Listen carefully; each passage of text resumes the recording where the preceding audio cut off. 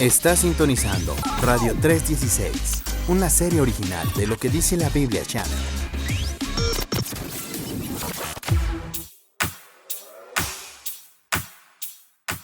Muy buenas noches, buenas tardes, buenos días. Bienvenidos a Radio 316, amigos. Una vez más en su programa Menorá, donde vamos a descubrir diferentes temas teológicos muy interesantes. Y como siempre nos está acompañando Pat Fuentes. Pat, ¿cómo estás? Hola, muy bien. ¿Y cómo están todos ustedes? La verdad, yo muy contenta aquí regresando con un nuevo capítulo, ¿no? Para poderles compartir más de la Biblia. Perfecto. En esta pequeña serie que hemos preparado para ustedes, fiestas solemnes. En los primeros capítulos que vamos a ver el tabernáculo, todos los muebles del tabernáculo, y posteriormente vamos a ver las fiestas, y sobre eso vamos a saber cómo nuestro Señor Jesucristo se asemeja o ya nos había dicho cuál iba a ser su destino. Entonces, esto va a estar interesante. En el capítulo anterior, pues prácticamente vimos todo el tema del lugar santo, el lugar santísimo, qué es el tabernáculo, en resumen, ¿no? Y cuál es el propósito, ¿vale? Y el día de hoy vamos a continuar ahora con, incluso vimos la orden sacerdotal. Y ahora vamos a sacerdotes y su vestimenta. Ya la habíamos adelantado un poquito por ahí, pero pues vamos a continuar con este tema, ¿o no, Pat? Sí, vamos a continuar con este tema que también está muy interesante. También tiene muchos detalles que ver en cuestión de las vestiduras de los sacerdotes. ¿Se acuerdan que Aarón, que estábamos hablando, era el sumo sacerdote? Claro, sí, lo recordamos. Y también sus hijos, que hacían también estas actividades, ellos también tenían una vestidura, ¿vale? Sabemos aquí también que Dios, mediante el tabernáculo, mediante todos los utensilios, todo lo que se estaba haciendo ahí, Dios estaba enseñando a su pueblo cómo adorarlo. Y es por eso que Dios puso a unos ministros, ¿no? En este caso, el sumo sacerdote junto con los levitas, ¿no? Que eran la función también de los sacerdotes. De los sacerdotes, claro. Así es. Estábamos viendo en el capítulo anterior, alcanzamos a ver justamente sobre los materiales de la vestimenta. Habíamos comentado que esta vestimenta del sumo sacerdote tenía colores como azul, púrpura, carmesí y lino torcido. Sí, lino torcido, Era el material del que estaba hecho. Así es, y en Éxodo 28:5 dice que estos materiales eran de los mejores y de los más finos, o sea, no era como nada más de hacerlos por hacer, sino realmente eran de materiales de lo mejor que había en ese tiempo. Claro, de hecho, algo que me impactó en Éxodo 28:40, si quieren buscarlo, el detalle importante es que esta vestimenta debía de ser en una sola pieza y debía de cubrir al sacerdote, Pat, hasta los pies, ¿no es así? Sí, hasta los pies. Y también lo que comentábamos con eso es que esto hace referencia a lo que es la palabra de Dios, que es en un solo, en un solo ser, no está fragmentada, no está por piezas, sino está completa, y es lo mismo que asemeja a lo que es la túnica bordada, porque es como, ¿te acuerdas que te comentaba? Era como un tipo vestido que tenía pues unas costuras, se ponía en una sola pieza. Claro, entonces, claro. La importancia. Sí. Pues prácticamente lo que queremos decirles es que al ser una única pieza, pues es parte del evangelio, representa el evangelio. Al ser el sumo sacerdote, que es el que tiene el contacto con Dios, él tiene la responsabilidad de llevar el evangelio a todas las personas que entran al tabernáculo, que ya más adelante les explicaremos detalles, ¿no? Así es. Ahora, por ejemplo, háblanos del cinto de la túnica, Pat. Si no me recuerdo, en Éxodo 39:29 aparecen los detalles de ese cinto de la túnica, ¿no? Sí, imagínense, ¿no? Como un tipo cinturón, vaya, que sujetaba pues toda la vestimenta del sacerdote. Aquí lo único que podemos nosotros notar es que el cinto de la túnica estaba o tenía colores azul, púrpura y también carmesí. Aquí lo que representa el color azul pues es el cielo. Lo que representa el carmesí es la sangre derramada, Cristo Jesús. Y púrpura, esto representa que Jesús sería coronado Rey de Reyes. Y esto lo pueden encontrar en Éxodo 39, 29, ¿no, pa? La mitra, muchos se preguntarán otra parte del vestuario del sumo sacerdote. La mitra la encontramos en Éxodo igualmente en 28:39.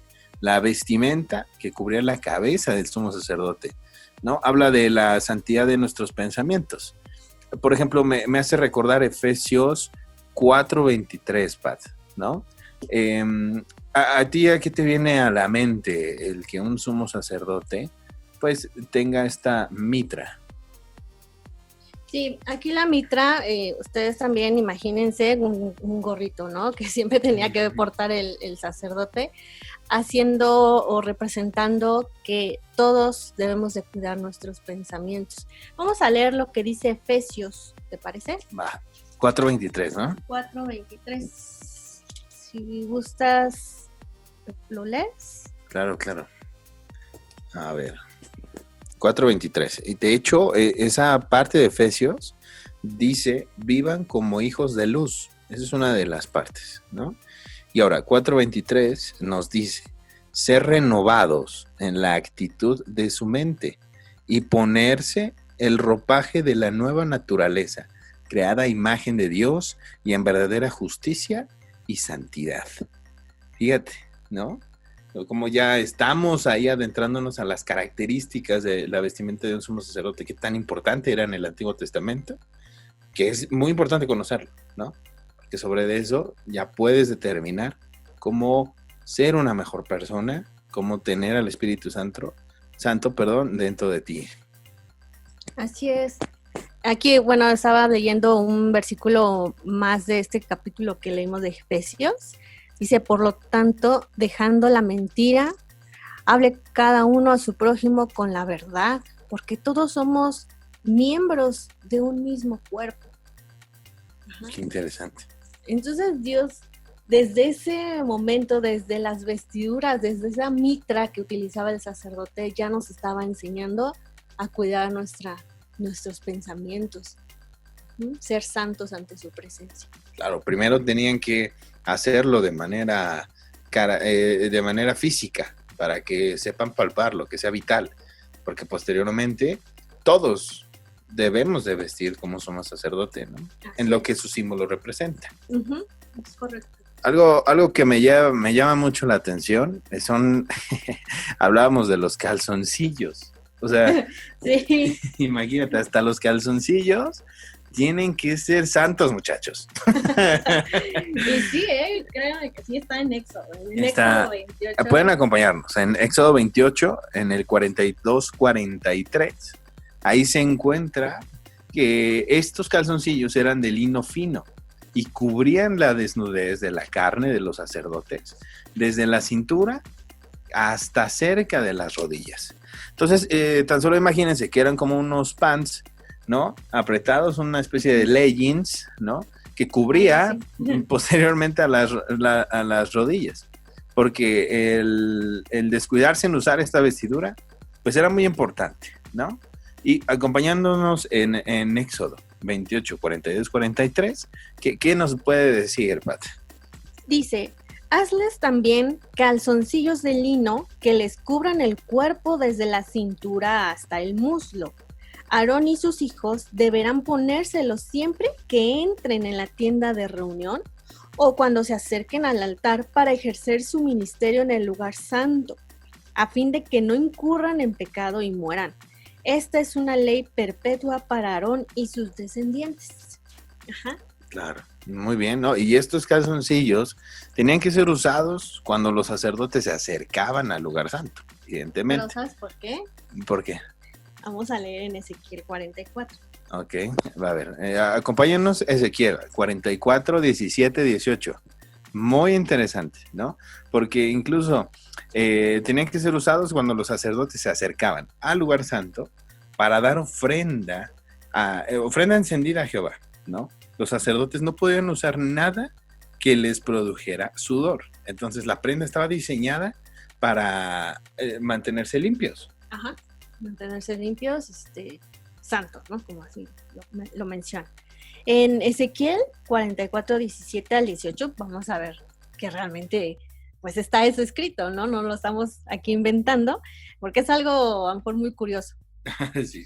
Entonces, en el 17 dice, versículo 17 de Ezequiel 44, y cuando entren por la puerta del atrio interior, se pondrán vestiduras de lino.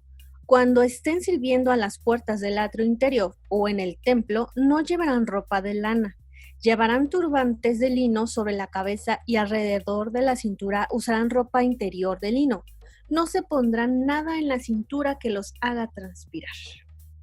Mira nada más, o sea, era por una situación de limpieza, ¿de acuerdo? Entonces, fíjate cómo los calzoncillos, ¿no? Desde tiempos del Antiguo Testamento nos indican que es un símbolo de higiene, ¿no? Fíjate, entonces, hay aguas, cuiden su higiene, muchachos. Bueno, aparte yo creo, me imagino, ¿no? Que dentro de la tienda de reunión, pues imagínate, también estaba el menorá, de día y de noche estaba prendido, imagínate el calor que hacía ahí. Claro, ¿no? Día y noche, día y noche. Ajá. Sí, es algo interesante, o sea, cuando una persona a través del Espíritu Santo ya empieza a utilizar el sentido común a través del estudio, empiezas a identificar que muchas cosas no están tan descabelladas como cualquier otra persona piensa sobre la Biblia, ¿no?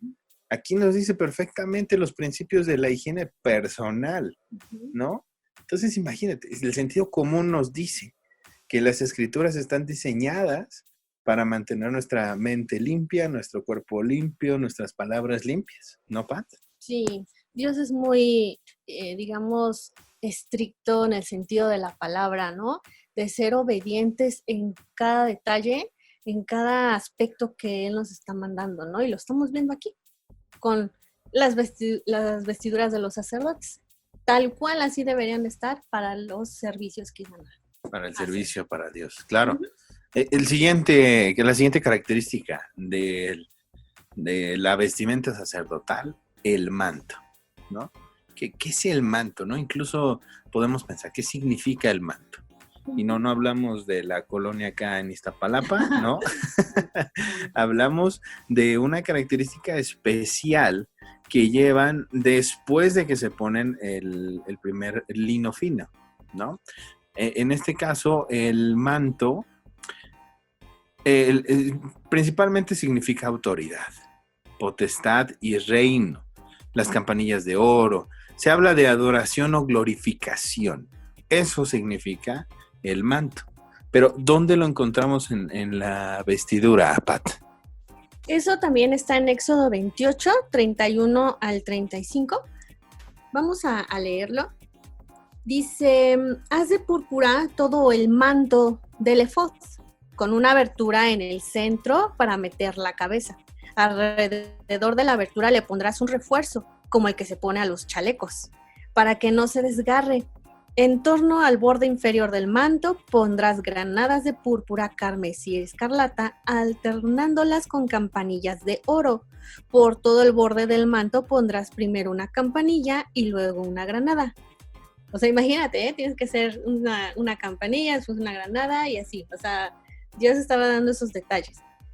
Aarón debe llevar puesto el manto mientras esté ejerciendo su ministerio, para que el tinteo de las campanillas se oigan todo el tiempo que él esté ante el Señor en el lugar santo, y así él no muera. Debe estar. ¡Wow! ¡Qué interesante! Las campanillas. Que son parte de. Así es. Estaba yo leyendo, Eric, no sé si tú habías, yo creo que sí, habías leído en el libro de Samuel. Bueno, toda la vida que fue de David con Samuel, Hay una parte, porque dice aquí que el manto significa autoridad, potestad y reino. ¿Te acuerdas que David iba, lo estaban persiguiendo, lo querían matar? Claro. ¿No? Saúl, de hecho, en una de esas ocasiones, si no me recuerdo, se había escondido en una cueva, pero David lo encontró, pero no le hizo daño, nada más le cortó el borde de su manto a Saúl. Y entonces, Cierto. ¿qué te hace pensar ese pasaje, ¿no? Del borde, dices, pues nada más le cortó un pedacito de su vestimenta y ya, ¿no? Pero realmente lo que está representando ese manto lo utilizaban personas con poder. Por ejemplo, el rey Saúl. Sí, el rey Saúl, que era el rey más glorioso en esa época, antes de David. Exactamente. Entonces, cuando Saúl se dio cuenta de que le faltaba un pedazo de su manto, ¿qué le pasó? Era el santo. Sí, claro. Pues se espantó porque dice, ¿quién fue, no? Que le hayan quitado ese pedazo. Pues realmente lo que está representando es esa potestad, ese poderío de las personas que están portando ese tipo de vestimentas. Claro, sí. Qué interesante, porque más allá de matarlo, de herirlo, ¿no? Fue herir algo que Dios ya había mandado, ¿no? Ahorita ya estamos viendo la importancia, ¿no? Pero vemos la historia y dices, eso, ¿qué? Pudiste haberle hecho daño, te está persiguiendo, te quiere matar, ¿no? Y viene un tema muy interesante. No sé si quieres agregar algo más acerca del manto, Pat. Sí, aquí nada más un dato curioso. Estaba viendo un video justamente en YouTube, donde supuestamente una persona allá justamente del Medio Oriente había encontrado una campanilla de oro. Interesante. Pues sí, o sea, dice que eran las campanillas de la vestimenta de los sacerdotes, pero pues la verdad ahí sí, no sé qué tanto haya sido real, pero la mostró, era una campanilla tal cual y la encontró enterrada y dice que data de hace muchos años. Entonces, qué interesante, ¿no? O sea, encontrarte esos vestigios de la Biblia y si es real, estando ahí. Sí, emocionante. Y si no, bueno, pues ya nos imaginamos. Claro, definitivamente. Y vaya, qué temas tan interesantes. Espero que ustedes también les esté emocionando como cuando nosotros estábamos estudiando, para ustedes, para el programa, para Dios. Y es momento de ir a una pausa comercial, muy breve, casi no nos tardamos.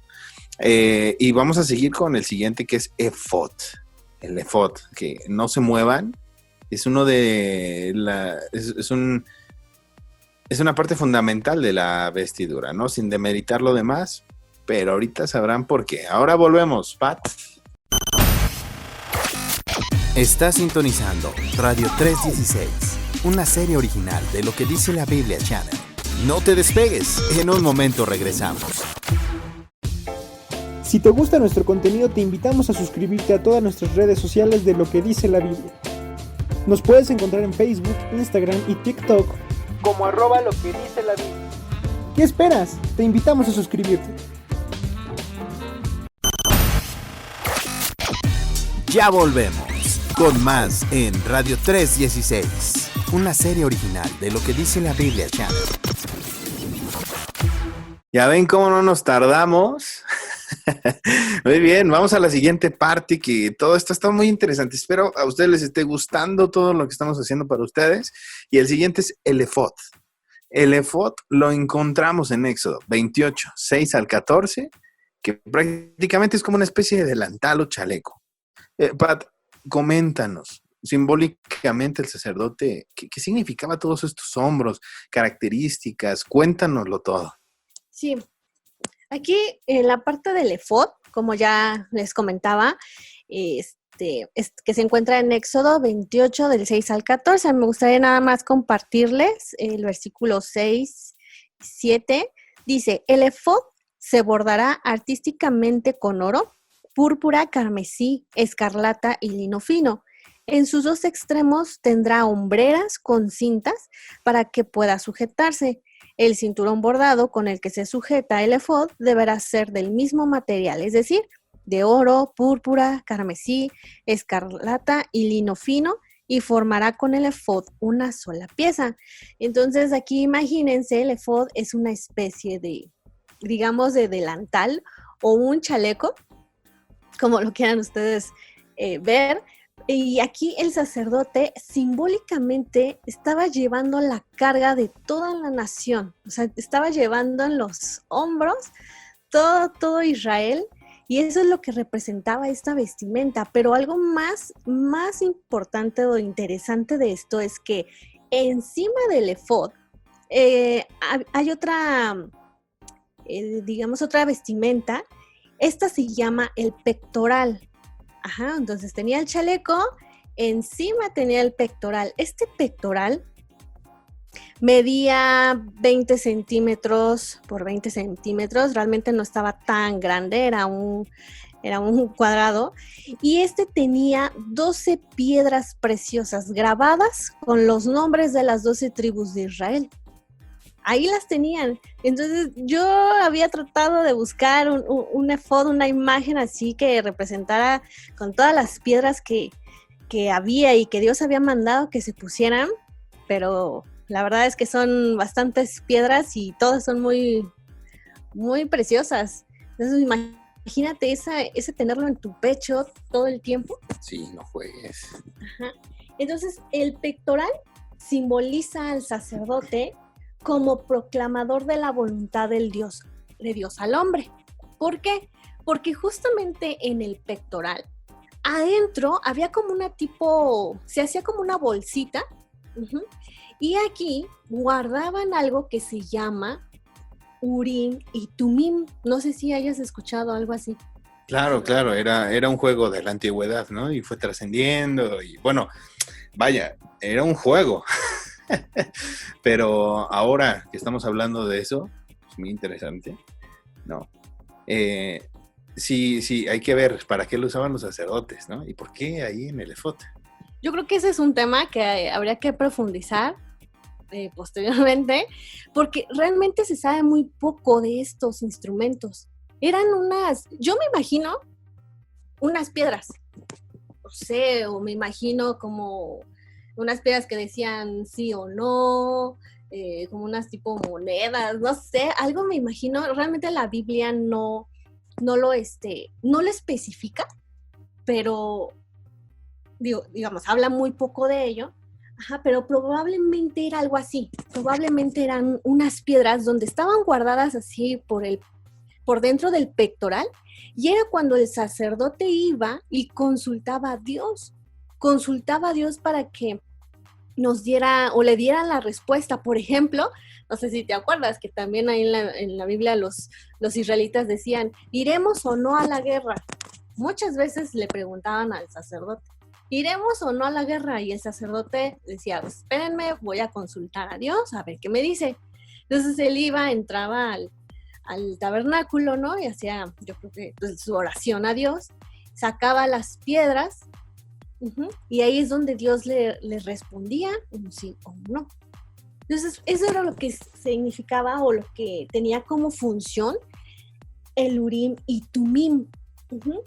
Ok, perfecto, ¿no? Entonces era una forma de tomar decisiones a través de Dios, ¿no?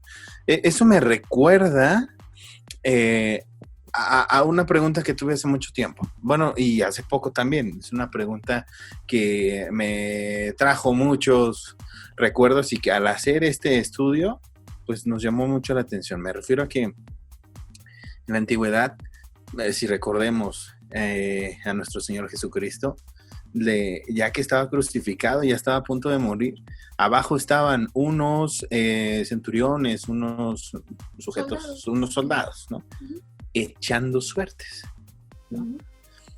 Pero así como tú dices, cuando el sacerdote necesitaba tomar decisiones para Israel y demás, o por ejemplo, cuando eligieron al 12º apóstol, en la Biblia dice que lo echaban a la suerte, ¿no? Sí.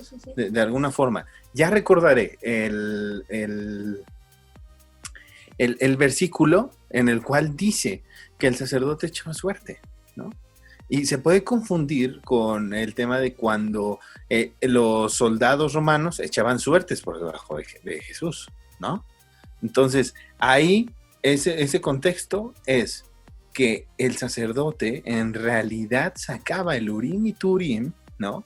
Para decirle a Dios, darle una mejor dirección a la toma de decisiones. Una cosa es echar suerte y otra cosa es echar suertes. Dependiendo de cada traducción de las escrituras, es conforme identifican. Si lo dejan a la suerte, ¿no? Que puede ser incluso llamado como una especie de bendición, Pat, ¿no? Necesitaban una bendición para redirigir su camino. O otra cosa es jugar juegos de azar, ¿no? Sí, digo, ahí a lo mejor cualquiera nos podemos confundir con esa palabra, porque como tal está en la Biblia, echaron suertes. Entonces no es que sea algo como adivinar, ni mucho menos, sino aquí se está pidiendo la dirección de Dios. Pero ahorita ya no tenemos estas, bueno, yo les decía, ¿no? Que yo me imagino que son piedras, no sé qué sería realmente, pero estas ya no las tenemos en la actualidad. Ahora nosotros tenemos la dirección, pero del Espíritu Santo. Exacto, exactamente. Ya no hay que tener que estar como, no sé, adivinando por otros lados, ni mucho menos, sino estar siempre pidiendo la dirección de Dios. Claro, y como siempre, la cultura romana empieza a adoptar muchas cosas que empiezan a convertirlas en tradiciones o en juegos. Y una de esas es que el Urim y Turim fue una motivación para que con el paso del tiempo empezaran a crear los dados, ¿sí? Así los juegos de mesa, que todos jugamos y tal, para que nos den los números del 1 al 6, fueron inspirados en el famoso Urim y Turim, desde tiempos inmemorables. Entonces imagínense cómo se ha deformado el mensaje de Dios hasta llegar al momento de deformarlo, ¿no? Por ejemplo, hoy para el pueblo cristiano, lo que decía Pat, ya la guía es el Espíritu Santo, del cual, dice la Biblia, nos guiará a toda verdad, ¿no? Juan 16:13, ¿no? Sí, quiero compartirles Juan 16:13, dice, pero cuando venga el Espíritu de la verdad, Él los guiará a toda la verdad, porque no hablará por su propia cuenta, sino que dirá solo lo que oiga y les anunciará las cosas por venir. Qué interesante. Estar siempre nosotros sujetos al Espíritu Santo. Bien. Sí, o sea, en resumen, antes había herramientas para poder tener ese contacto con Dios. Ahora ya la tenemos a través del Espíritu Santo, realmente aceptando el sacrificio que hizo por nosotros. Ya no es necesario los dados, ya no es necesario vestirnos con estas características. Claro, sigan usando calzoncillos, ¿no? pero ya no es necesario para tener ese contacto con Dios, claro, ¿no? ¿Qué otra herramienta, característica tiene la vestimenta, Pat? Bueno, recuerdan que hablamos de la mitra que era como el gorrito. Bueno, ahí justo frente de la mitra, ahí en la frente del sacerdote, se ponía una diadema. Okay. Uh-huh. Era de oro que representaba la divinidad de Dios. Era una diadema y tenía grabado algo que decía santidad a Jehová. Okay. Lo tenía grabado en esa diadema. Santidad divina, perfecta e inmutable. Estaba sujetada con un cordón azul que, como ya les mencionaba anteriormente, el azul representa lo celestial. Y todo el tiempo que el sacerdote ministraba, estaba justo en la frente del sacerdote. Todos lo veían. Santidad a Jehová. Claro, o sea, era una especie de recuerdo, ¿no? Perfecto, Pat, ¿no? Pues ahora vamos a recordarles, queremos recordarles que nos deben de seguir en nuestras redes sociales, porque es muy importante para nosotros que nos sigan haciendo preguntas. Háganos preguntas de todo este estudio que hemos hecho, algún otro estudio que quisieran que hiciéramos.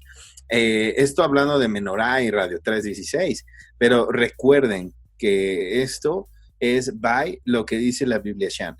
Entonces, también hay estudios especiales para ustedes. Te sientes solo, te sientes deprimido, acércate a nuestro canal de YouTube, Lo que dice la Biblia Channel, y te vas a dar cuenta de los estudios especiales para ti.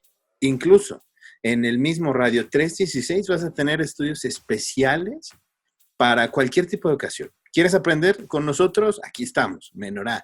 ¿Quieres escuchar más palabras de aliento? Tenemos un menú impresionante de estudios para ustedes. Y como decía Pat, pues vamos a ver muebles del tabernáculo y su significado profético, ¿no? Vamos a iniciar con la cubierta. Éxodo 26, del 1 al 37, nos dice específicamente de qué trata la construcción del tabernáculo, ¿no? Específicamente de la cubierta. Entonces, comenzamos con el lino y con todos sus colores y querubines, ¿no? Después, el pelo de cabra, que significa ya posteriormente Cristo es consagrado para la expiación. Ese es el mensaje que ya evidentemente ya se pudo descifrar o se pudo descubrir años después del sacrificio de nuestro Señor, ¿no? Enseguida continuaba la piel del carnero teñida de rojo, que es justamente cuando Cristo derrama su sangre por nuestros pecados, ¿no? El objetivo principal. Y la piel de tejones significa Cristo es nuestra cobertura de los ataques del enemigo. Entonces, fíjate bien cómo está construido. Imagínate un rectángulo, una construcción en rectángulo, ¿no? La primera es el lino con todos los colores y los querubines. Imagínate una sabana, ¿no? Tallada con querubines. Después viene el pelo de cabra, después la piel del carnero, teñida de rojo, y después la piel de tejones, Pat, ¿no? ¿Qué continúa después de estas cubiertas, Pat? Bueno, una vez indicado esto sobre el significado de las cubiertas de la tienda, vamos a ver también entonces qué significa el atrio.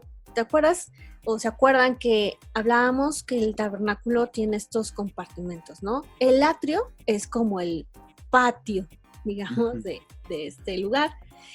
El atrio, vamos a identificar que para entrar ahí solamente había un acceso, una sola puerta. Ajá. Había una sola entrada frente a la mesa de los sacrificios. La entrada es un símbolo de Jesús. En Juan 10:9 vamos a leer que dice dice Jesús, yo soy la puerta, el que entre por esta puerta, que soy yo, será salvo. Se moverá en entera libertad y hallará pastos. Quiere decir que entonces, como hay una sola puerta en el tabernáculo, representaba que Jesús es la única puerta que tenemos al cielo. Buenísimo. Recordemos, Juan 10:9, ¿vale? Para que puedan seguirnos. Lo que decía Pat, yo soy la puerta. El que entre por esta puerta, que soy yo, ¿no? Será salvo. Se moverá con entera libertad y hallará pastos. Entonces, imaginen que una persona que está trabajando en en tener mejor carácter, en que pueda entrar el Espíritu Santo dentro de ella, cuando ya lo logra, está entrando a este lugar, ¿no? Está entrando al tabernáculo de principio, entrando al atrio, ¿vale? Sí. Y de ahí, ¿qué sigue? ¿Qué otro mueble aparece ahí en el atrio? ¿Se acuerdan que cuando entras al atrio hay dos muebles ahí afuera, en el atrio? Y uno de ellos es el altar de bronce. Recordemos que el altar de bronce era donde se hacían los sacrificios. Ahí es donde se ponían ya sea el cordero, el becerrito, pues ahí ya, degollado, se quemaba. Uh-huh. Este altar simboliza a Jesús. Es el sacrificio perfecto, uh-huh, y sin mancha. Jesús es el Cordero de Dios. En Hebreos, quiero compartirles, en Hebreos capítulo 9, del 13 al 14, dice que la sangre de machos cabríos y de toros y las cenizas de una novilla rociada sobre personas impuras las santifican de modo que quedan limpias por fuera. O sea, está haciendo referencia a lo que se hacía en el tabernáculo. Ok, matabas estos animalitos y quedabas limpio. Si esto es así, si esto se hacía con la sangre de animalitos comunes, ¿cuánto más la sangre de Cristo, quien por medio del Espíritu Eterno se ofreció sin mancha a Dios, purificará nuestra conciencia de las obras que conducen a la muerte, a fin de que sirvamos al Dios viviente? Eso es lo que significa este mueble, el altar de bronce, el sacrificio perfecto de Dios y sin manchas. Su sangre nos limpió de todo pecado. Claro, entonces el altar de bronce tiene bastante importancia porque ahí pues prácticamente es donde se realizaba el sacrificio. Digamos que ahorita, bueno, ahora el altar de bronce, ¿no? Cuando leemos en el Nuevo Testamento, ahora es la cruz. Ahí es donde murió Jesús. Claro. Ahora en lugar de un altar de bronce es el madero, la cruz, el lugar de sacrificio. Donde fue inmolado. Uh-huh. Qué cosas, ¿no? La verdad a mí me sorprende mucho que viendo todo esto desde el tiempo, hace muchísimos años, cómo en la actualidad todavía está en función, todavía en la actualidad está vigente. La palabra de Dios no pasa. Dice que el mundo, todo pasará, pero su palabra no pasará. Eso es muy maravilloso, ¿no? Sí, la verdad es que sorprendente. es sorprendente. Nadie lo creería si no realmente te pusieras a estudiar, si no dejaras realmente entrar a Dios en ti. De ahí, bueno, ya hacían el sacrificio, ¿no? Y después llegaban a la fuente o lavacro, que igual era de bronce, Sí. ¿cierto? Cuéntame, ahí se lavaban las manos los sacerdotes, ¿no? Sí, la función de este mueble, que también estaba en el atrio, junto al altar de bronce, es donde se lavaban los sacerdotes justo antes de hacer la actividad, antes de hacer los sacrificios. Claro. Uh-huh. Esto simboliza o es símbolo de la limpieza necesaria antes de entrar al lugar santo, que lo vemos también en Éxodo 30. ¿Y qué representa esto? Representa el bautismo, es decir, cuando Jesús, en el Nuevo Testamento, entró al atrio, entró al tabernáculo, ¿a dónde fue primero? Fue a la fuente de agua, porque fue bautizado. Claro. Él fue y se purificó así, para entonces caminar hacia el altar de bronce, que fue donde lo crucificaron. Ok, entonces aquí el orden fue diferente, ¿no? Porque entonces primero entras al atrio y lo que debes de ver primero es la fuente o el lavacro, ¿no? Y de ahí ya el altar de bronce para los sacrificios, ¿no? Hasta de forma sucesiva, ¿no? Primero te limpias, Jesús primero se bautizó y después el sacrificio, Jesús sacrificó por nosotros, ¿no? Entonces, fíjate qué interesante, ¿no? Y ahora, pues, les tengo una noticia, Pat. ¿Quieres saber cuál es? Sí, ¿cuál es? Pues que vamos a tener que hacer una tercera parte, un tercer capítulo, porque el tiempo se nos ha terminado, ¿no? Y eso ya nos quiso cortar aquí, ya no quiere escuchar, no es cierto. No, pues vaya, ese es un tema muy largo y hay cosas que hay que explicar a detalle, ¿no? Como lo hemos estado haciendo, Pat. Entonces, vamos a dejarlo para la siguiente parte. En la tercera vamos a iniciar con Lugar Santo. Damas y caballeros, comienza una sucesión de características que el sacerdote hacía dentro del lugar santo.